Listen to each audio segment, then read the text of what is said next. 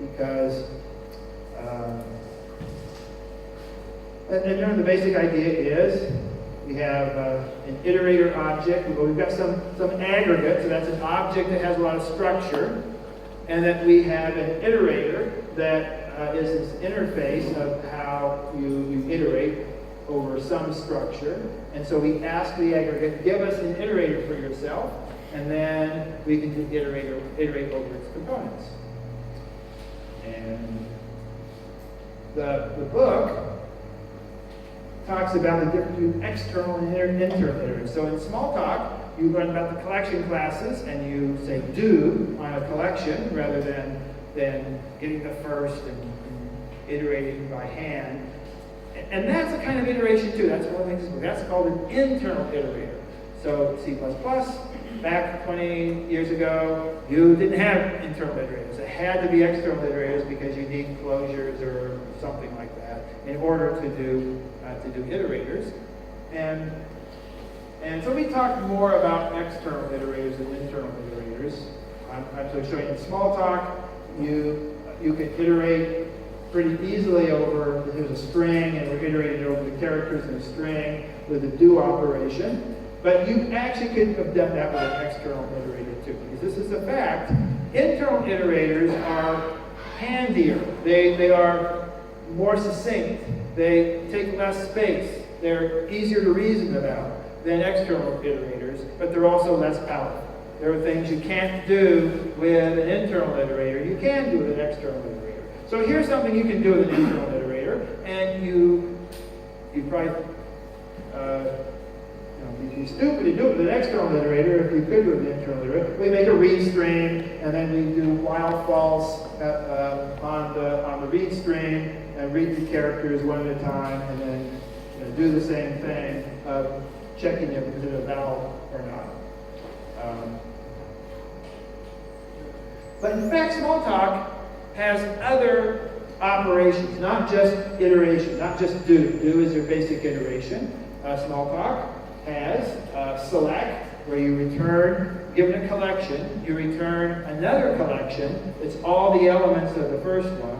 And you have reject is the opposite of that. And you have collect. Collect gives you a new collection where you apply a function to transform each element of the original collection into the new one. And if you start with a set, you get it. You say collect on a set, you get a set back. If you say collect on a string, you get a string back. If you say collect on a ordered collection or a list, you get an ordered collection. Right? So whatever type of object you say collect on, you'll get that same type of collection back. There's also inject into, which is cool. It takes a large collection of objects and reduces them to a single element. Now, I'm programming in Groovy. And in Groovy, you see something pretty similar. They, instead of do, it's called each. You say dot each and give it a closure and it iterates over them. Collect is exact the same way as it was done in Smalltalk. Instead of select, it's find all. And I don't really consider find all a better name. It's a weird name.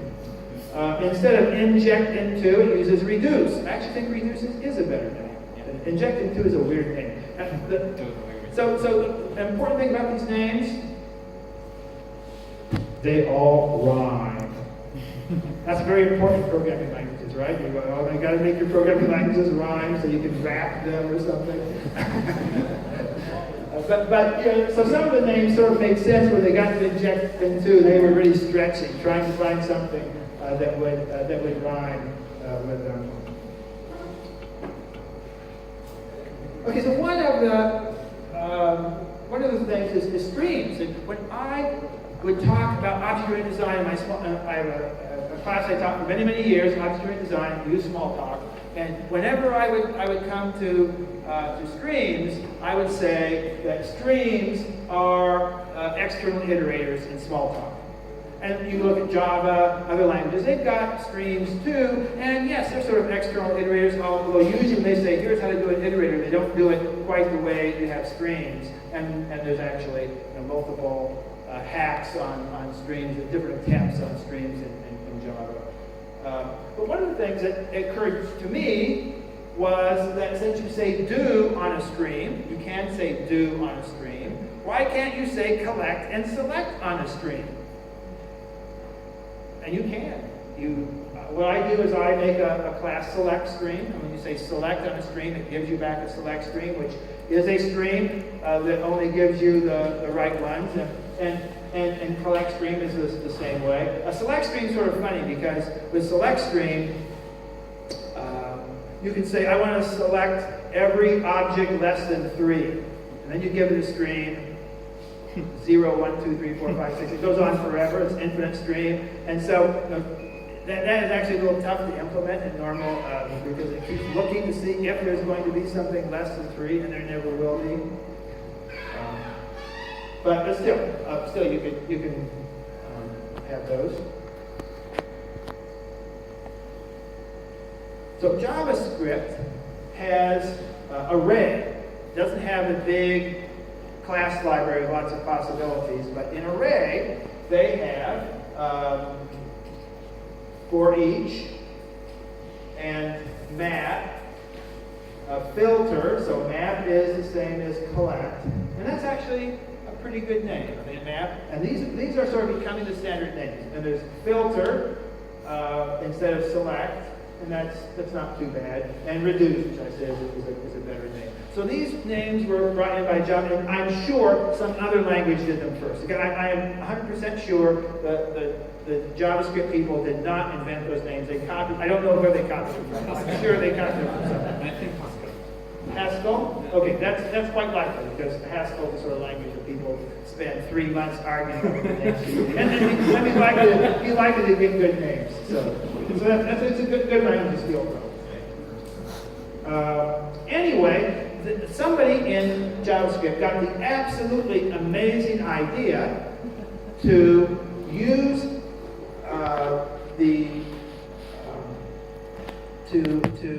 use some strings. That's not so amazing. That's sort of logical. But then to sort of use this for reactive programming, for real-time programming, and so they have a quote as they tell you that they were actually going to apply all these functions and put them on streams.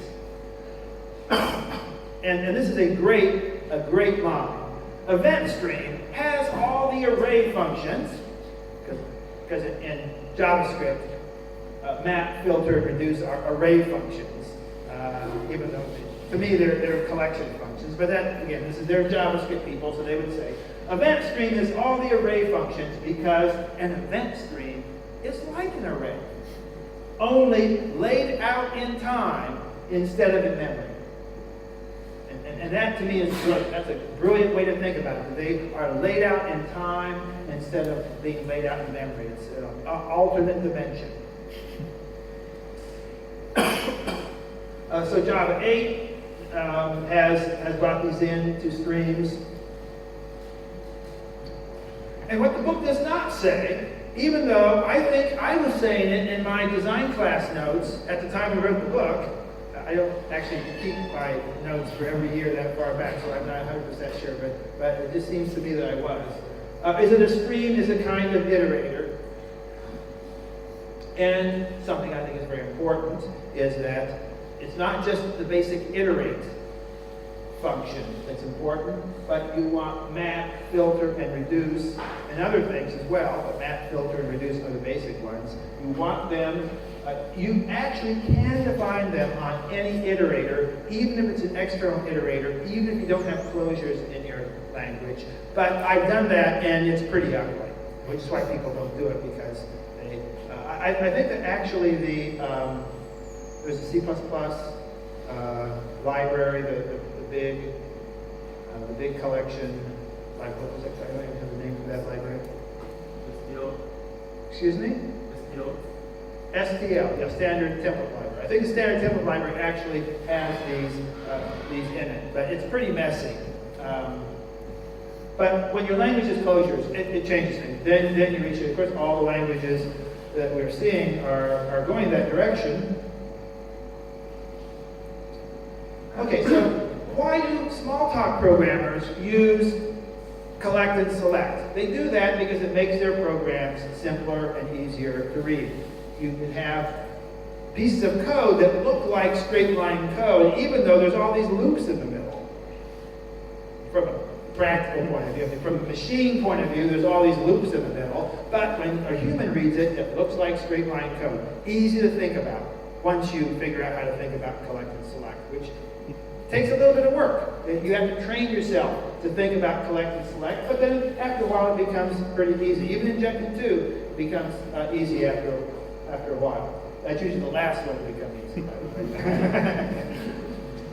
But it turns out that you can do parallel programming with these too. Not in Smalltalk, of course, because but there are some of the GPU languages that actually want you to program this way. So when you and generally parallel programming is hard. Parallel programming makes things harder. So here's a way of programming that we claim makes things easier, and it's good for parallel programming. So that's actually pretty unusual. But if you're doing MapReduce packages, they're doing the same thing. There's lots of places it's coming. So if you have an opportunity to program like this, practice it. That's how you get good at it, and it applies all over the place. And we should have said that in the book, and we didn't. We did not say that in the book.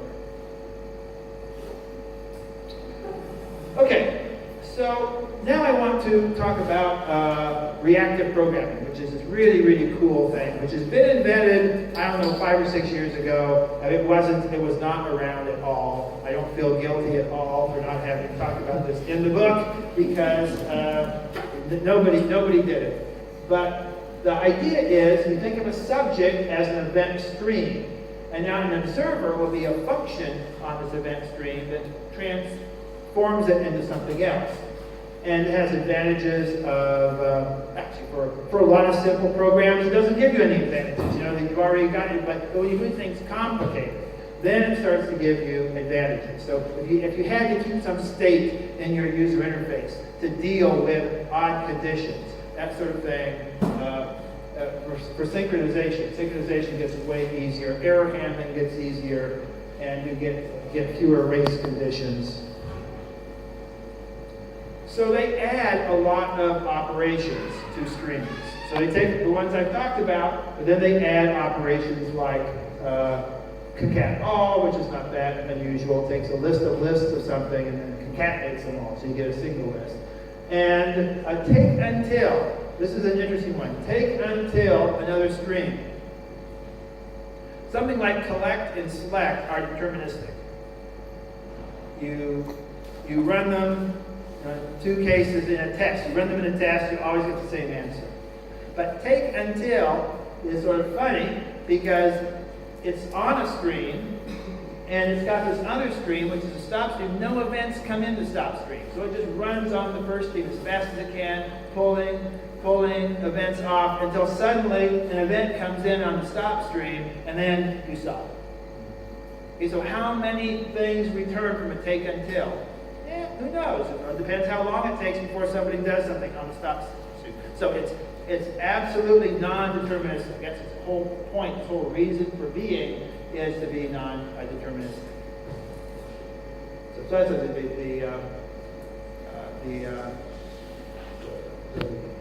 people who do this.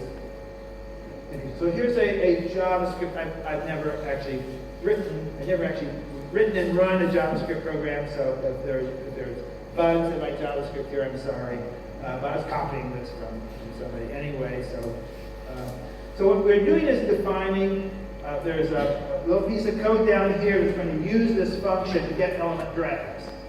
And we're going to define the function to get element drags up there, and then we're going to use it down here. So that's what we're doing. And this is JavaScript, the newer JavaScript notion. We're defining a function that takes an element, and so get element drags is a function that takes an element and then does it. So what it's doing is, in this document, there's supposed to be element. I don't know how I need to fix this slide because anyway, we do mouse downs. That gives us a stream of all the mouse downs on the element.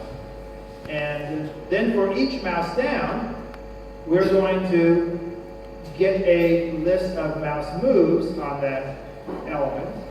And it does take until the mouse moves, until the mouse comes up.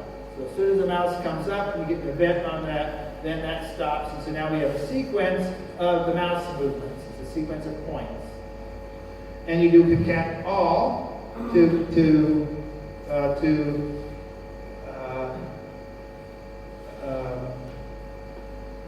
get all, so you can do mouse up and down and concat them all together. And so now we're going to get a list. Get element drags is going to get a list of all those points. And so for each point,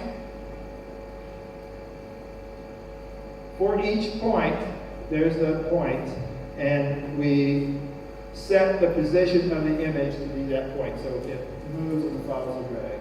And this is funny because it all seems very, very static.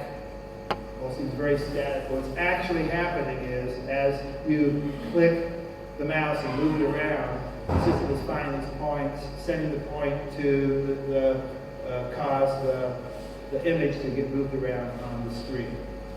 And that's what the idea is, that you don't need to have this synchronization code that's worried about, does this happen before that? You sort of lay it out statically. So I think it's very cool. Reactive extensions. It's a very cool extension to observer pattern that is become popular the last few years, and they've implemented it in a number of libraries. Netflix is big on this. I think it actually came out of the Microsoft group, but Netflix are the people who publicize it the most, and people are putting it into lots of different libraries. The libraries of different languages. Okay, so I want to just summarize. There's a lot of things about the observer pattern that could have been improved.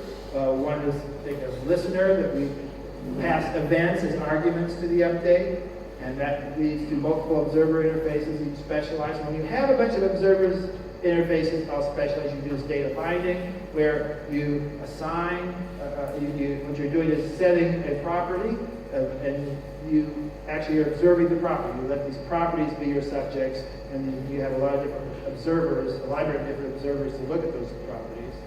How mediator gets used, we should have talked about that classic use of mediator, and I said something about adapter, but I got rid of the slide for that. So, and then this simplifying complex observer logic by treating event streams as iterators and using collection operators like map and filter. And again, the last one, there's no way we could have seen that, but I actually think we could have had some of the other in the book back then. It was, you know, I had seen examples of that. I don't remember arguing about it and saying, no, let's not put it in. There's nothing like that. We didn't think about it. And for iterator, we really wanted to say there's more operations on iterator, not just, and this one, we might very well have talked about that and said, yeah, but you know, our readers are mostly going to be C++ programmers. This would all be over their head and sort of too hard for them. Although the standard template library proved that wasn't true, but the standard template library came out like a year after our book. So if it had come out a little bit earlier, if our book had been later, maybe we would have included that because the standard template library did that. And the fact that streams are kind of iterators, we should have said something about that too.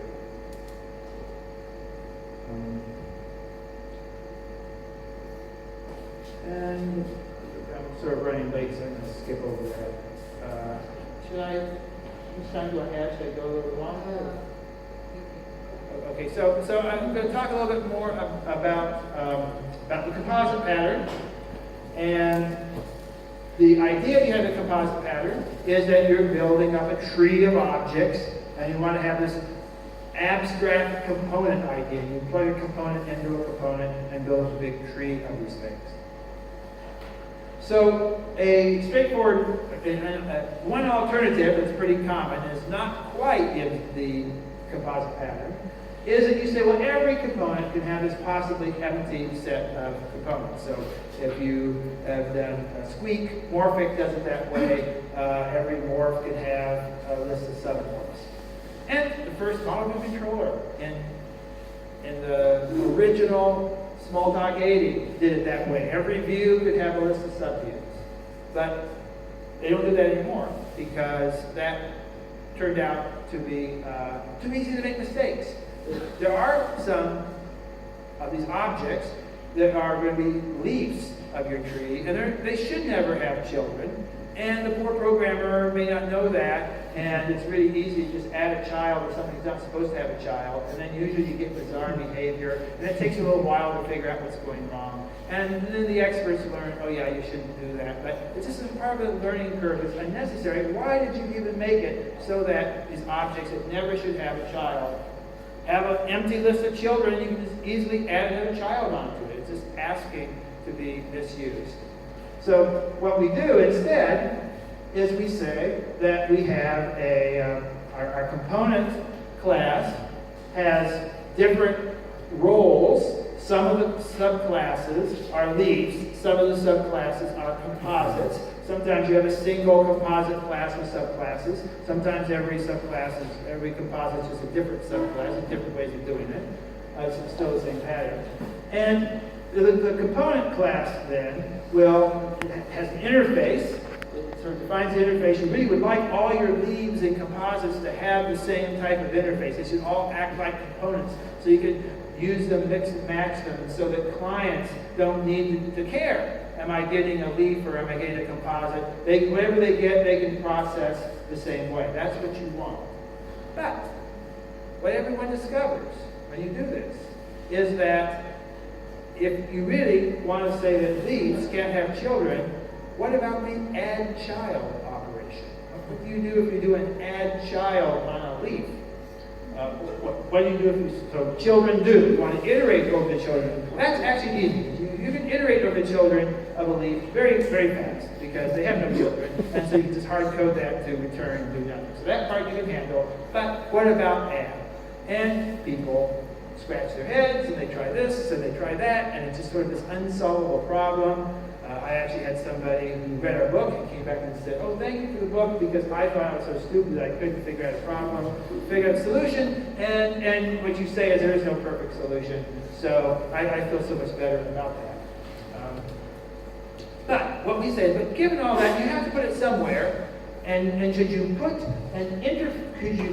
add and remove in the parent, in the component class, and then you have to implement it in leaf to cause an error? Or do you put it in composite, have the interface be just a little bit different? What should you do? Those are your two choices. Right? And there's no perfect solution. If you put it down to the child, you actually do have to test sometime as to which one you're going to use. So the book says, this is an important issue, and it basically says the only way to provide transparency is to define default, is to define it in composite, and then define default add and remove operations of the component, which will give you error messages. So that's what we say. So we basically say put it up in the superclass and keep them with the same interface. Now, I argue against this because this is not how small talkers do it. Small talkers put it down in the subclass and they ignore the superclass. But C++ programmers back in 1994 were doing it this way. And there were like 7 or 11 class libraries that we looked at, and C++ libraries are pretty much all doing it the same way. So we went that way. Now, it turned out that within a couple of years, C++ libraries started to change their minds because they added the type-safe downcasting to C++. And once they had that, then everybody shifted over to we'll do a type test, see whether or not it's something that has the add operation or not. And so, in fact, that little language feature had a big impact on how you do this. But we didn't say that in the book. So now we sort of believe we should put add and remove in the composite, not up in the component. So it should be in the child class rather than the parent class. And you use this type-safe downcast when you want to add or remove. And as I told the people at Smalltalk, Of course, I remember this really well because this is one of those times when I lost the battle, and yet I was right. And you always remember those. You always remember those. It could have been the only one, by the way. I can't actually think of any more, but it's quite memorable to me. Okay, so that gives you sort of a sense. You go through every single pattern. Every single pattern, you can find something where we could have done better. It was 22 years ago. We actually had hundreds of people read the book before it came out. And so, I don't know what, we had something like 50 people give us comments on it, but we had mailing lists that you would put PostScript files out to FTP servers and people. That was the latest technology back in 1994. Because the World Wide Web basically came out just like that year or the next year. So that tells you something about what the world was like back then. Java came out the next year. So if you see 95, you might think, oh, Java came out before, but Java came out afterwards, except that the Java guys there were some of the Java guys who were on our mailing list and were reading stuff. So Java is actually the first language where the people who made the class library had read our book. Now, that doesn't mean that they learned the patterns from the book. These guys were really experienced people. They knew the patterns already. But because they read our book, they used names in the book. And so, that's sort of nice being able to see the names and you can spot the patterns real fast that way. Okay. Patterns have changed. And new things come out. And things like concurrency, for the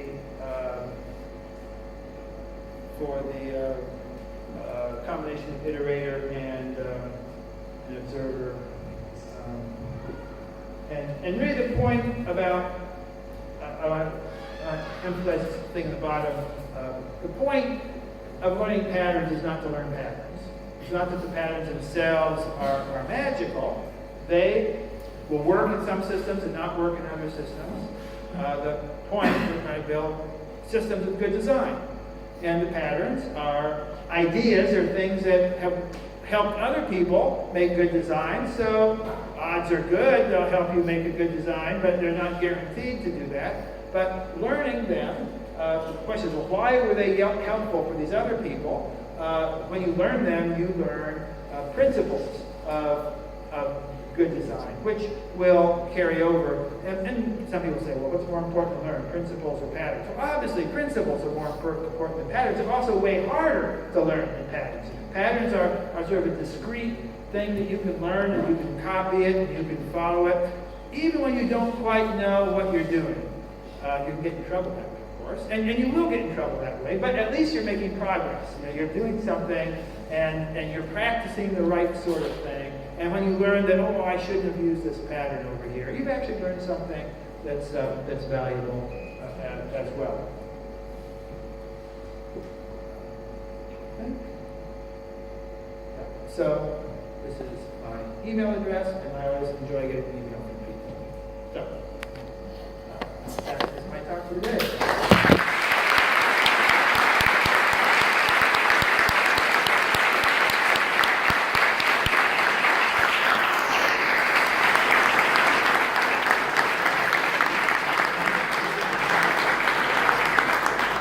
To take questions.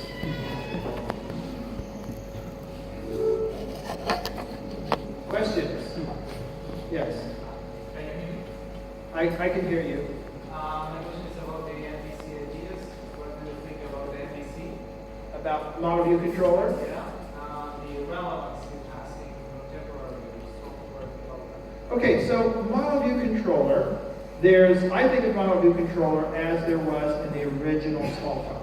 And then there have been these various web frameworks, which are also called model view controller, and they're really different. For the original model view controller had observer in it, and you can't really get observer in HTML. So the web ones didn't use an observer. So right away that says to me it's a different thing. Now the motivation of separating the graphics display part from the control or the logic part. That has the same motivation. So they're just trying to figure out how to do it using this particular technology. Now,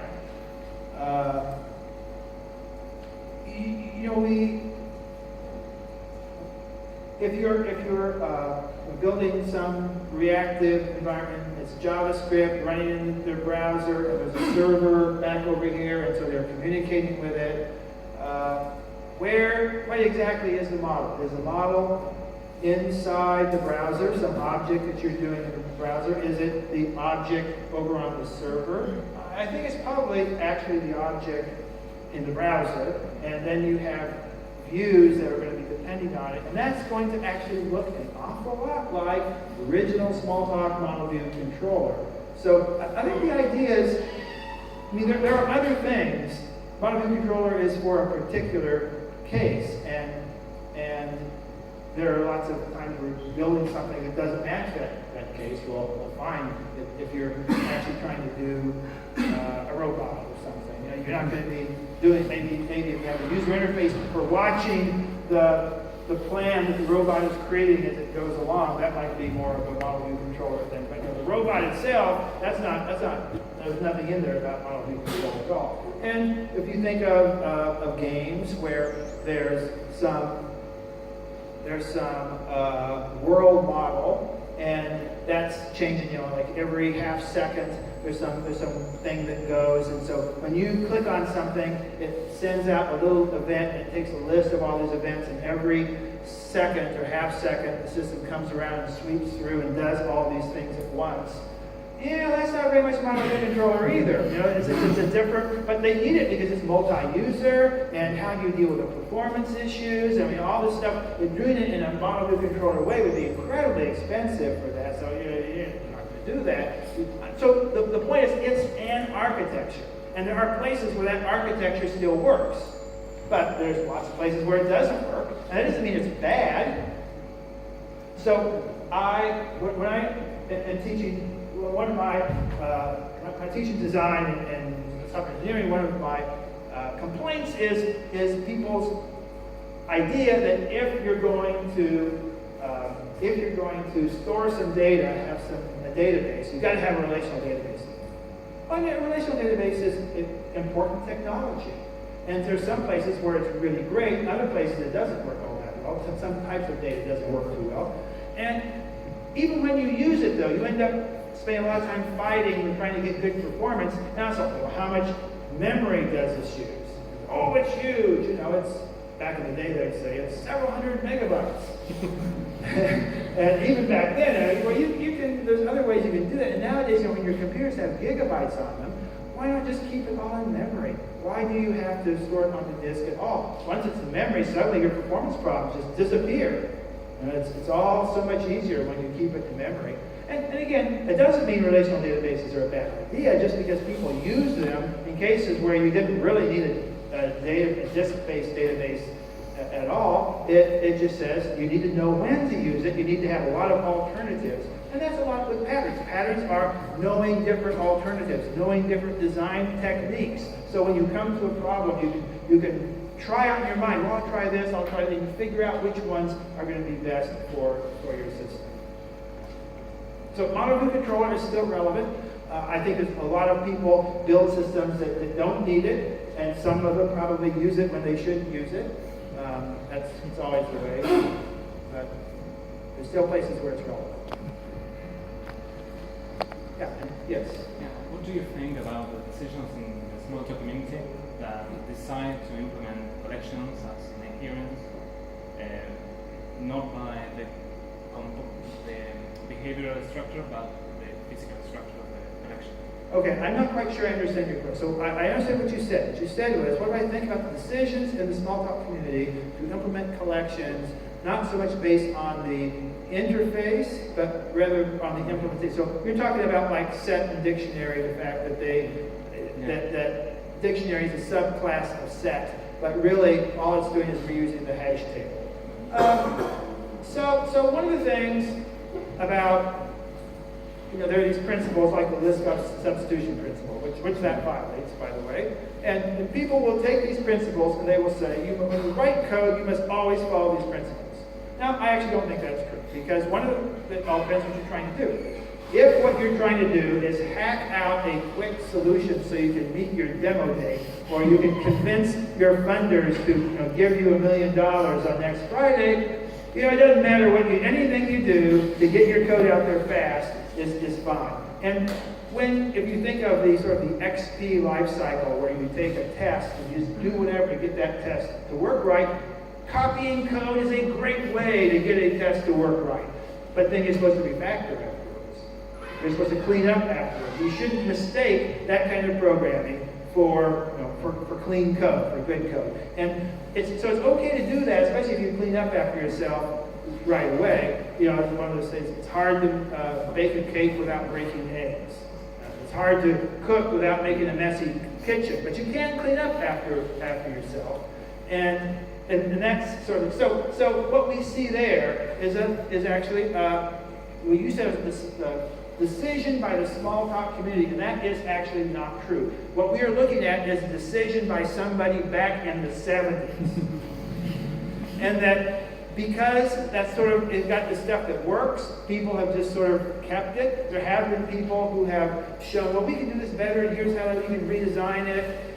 In the 70s, it actually made sense because they were running on computers with like 64K of memory, and you had 16-bit objects, and they had 2 to the 15th object pointers that were allowed. And having your collection be one single object rather than splitting it into a hash table object and then the set that wrapped around it, or a dictionary that wrapped around it, which is really the way it ought to be. Saving that extra object was really important because they had thousands of these collections in their system, and they would run out of objects if you did that. So when they did this originally, it was actually a very clever thing, but it's not a clever thing anymore. I don't know why they don't fix it, other than it just being conservative. That's the way we've always done it, so we just keep on doing it. But I've been sort of lecturing on this as being a suboptimal design for quite some time. Okay, it'd be a fine thing if it was, what you were doing in the middle of some project and you're going to clean up after yourself, but it isn't. Everyone's been using this as a standard for 40 years. We should have fixed it by now. Yes? What do you think about strategy and state? Strategy and what? And state. And state. Well, that's interesting because I'm giving that in my talk at PLOP this week. I'm using those as my example. So strategy and state are interesting because when you look at the diagram in the book, they look pretty similar. When you read the intent, that little paragraph, they look completely different. And so then the question is, well, are they similar or are they not similar? Now, partly the book doesn't say, like, what's the key parts of a state, what's the key part of the strategy. So, well, it does say for the strategy, it says you're having a family of algorithms. And so you need to have a common interface. You have to find a common interface for all those algorithms. It's pretty typical that that interface is a single method. Not always. You can have strategies with 3 or 4 or 5 entry points. That can be done. But it's pretty common that strategy has just a single method. State does not make sense to have a single method. Because the whole idea is you have a state machine that takes certain type of events. There will be, unless there's only one kind of event, you have a method for every kind of event, and you'll have a subclass for every state. So part of them is there's a different story that goes along behind them. But the fact is, the code can end up looking pretty similar. If you're coming to a system and you haven't been told whether it's a state pattern or a strategy pattern, it's not just the case that it might take you a couple of minutes to figure out which it is. It might take you, you might stare at it all week and still not be sure. It's sort of halfway like a state, halfway like a strategy. And our famous case for that is in the hot draw text editor, the buttons for creating new Anyway, there are cases where you can actually say it looks like one half the other. Yeah. There's a great book, sort of a linguistics book. It's a linguistics book, actually, although sort of a philosophy book. It's a great book for people who really want to get into object-oriented design. It's called Women, Fire, and Dangerous Things. And the author is George Lakoff. And he was a linguistics professor at University of Chicago when he wrote it, but I think he moved to Berkeley afterwards. Anyway, he's written a lot of different books. And the early part of his life was looking at metaphor. It was looking at metaphor and how we come up with these things. How do we decide that things are in the same category? There's apparently some island where people have different categories, and one of the categories contains women, fire, and dangerous things, which is why the title of the book came. And he looks at, like, some of it is from our body. When we get mad at somebody, we feel hot. And so every language has in it the idea that becoming mad is like fire, it's like heat, because our body teaches us that. I suppose squid, if they talked, they would have different metaphor, because they think about being mad as blackness, because the ink comes out that you're expressing it. Whatever, but because we're human, we all think of anger and heat as similar. But he talks about how we say that two things are similar. And go back to Greek philosophers, you've got Aristotle versus Plato. And so Aristotle said that the way that you know that two things are similar is that you ask questions. You say, is it like this or is it like that? You have a key, you have a set of questions you ask, and that determines if something is this or not. Whereas Plato said, no, it's because we notice that something is a chair. Because there is, up in heaven, there is this essential chair. And that chair sort of projects down into earth, and that's how we get our idea of a chair. And of course, we read this today, and we say Aristotle seems pretty reasonable, and Plato is nuts. But he says, no, Plato is right, and Aristotle is wrong if you understand it properly. Because what actually happens is that we have an idea in our mind of what the perfect chair is, and so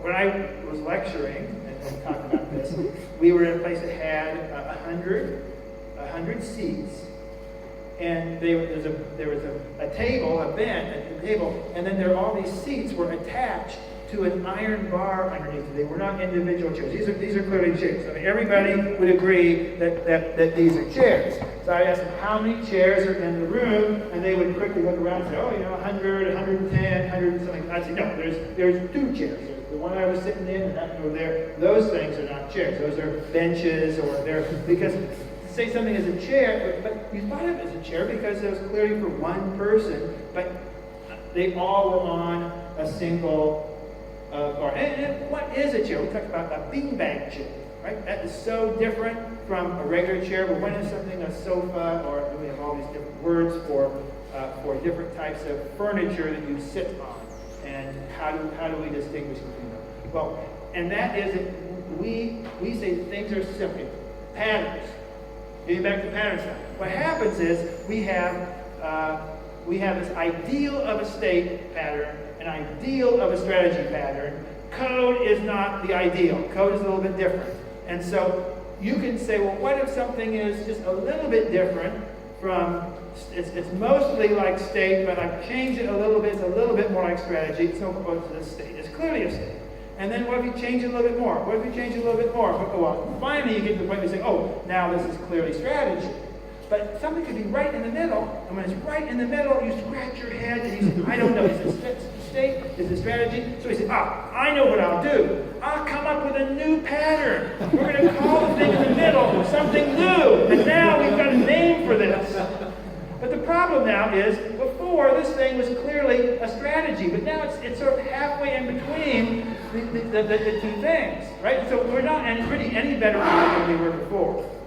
But this is, you see this every field where professors are out there giving names to things, or I mean, it's just it's just part. It's a philosophical part of categorizing things, because the world doesn't actually have these neat little boxes that stuff fits in, and the world doesn't fit into our patterns perfectly. You know, systems are the way they are. The patterns are our attempt to describe it. And as long as we realize that, we realize our attempts at describing are always imperfect, you know, they're very useful. They're very useful, but they aren't a perfect description of it. So that was probably more explanation than you wanted. Yes, that's good. Thank you for this talk. My question is, if you were about to write design patterns today, which patterns would you choose to be in the book, and which others wouldn't be, or which new ones would you include? Well, we actually made a plan for this whenever we met, which was a long time ago. So we were actually going to put all the patterns back in. We're not going to take anything out, mostly because if you took, there'd be somebody who'd get mad for any pattern. And even if what we want to say that this isn't really a fundamental pattern, you'd have to put it in the book so you can say that. But we wanted to spend more pages on the really useful patterns and less pages on the one that aren't so useful, so you can sort of adjust things like that. And we did have a number of new patterns we wanted to put in. So I mentioned null object as being one. I wanted to talk about dependency injection as a creational pattern, because it's actually changed. A lot of the patterns, the creational patterns, get used less than they used to be because people are sort of using dependency injection instead. And we wanted to value opting, right? And value opting is a core pattern. So I have a list someplace, but that's pretty much. So we're mostly going to just be the pattern.